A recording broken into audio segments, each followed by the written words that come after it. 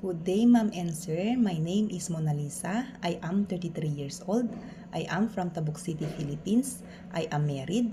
I have one son, ages 14 years old, and one daughter, 10 years old. I am college undergraduate in Bachelor of Science in Criminology. My hobbies are cooking, gardening, and cleaning.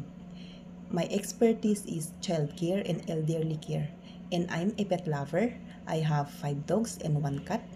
I work as housemaid in the Philippines for 5 years from 2020 to 2025. I serve 2 couple and 3 children ages 13 years old, 6 years old, and 2 years old. My duties are cooking, cleaning, ironing, doing laundry, and taking care of the children. I want to work Hong Kong because I want to earn and save money for my family. I'm willing to take care elderly and newborn baby.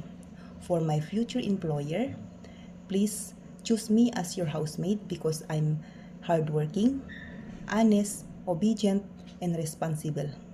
I promise to be a good housemaid, and I promise to prioritize my job and finish my 2 years contract or more.